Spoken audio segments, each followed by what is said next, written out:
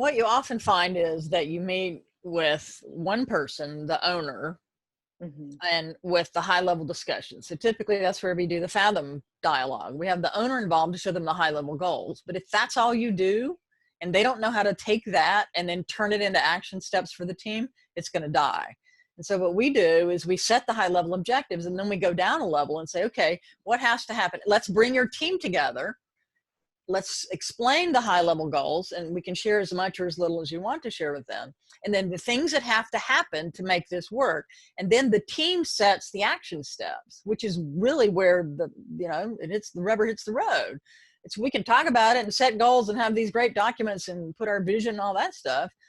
But based on the high level financial goals, we have to set lower level measurable steps that we can take to move us forward in the direction we're trying to go. And that's where it usually breaks down.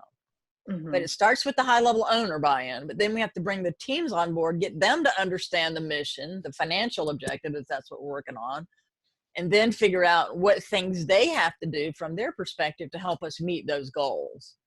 Right. So that's 'Cause why it's it starts at really the top, but then there's a bunch of stuff that has to happen in between to make it work. If we ask the owner, Right. they don't know what's happening day to day in the bar at the taste room, which by the way, they're no longer open right now. Right. Going through, but they're the ones sitting there and interacting with customers. So when you bring them into the dialogue, they come up with the solutions, which you could never get from the ivory tower perspective of the owner.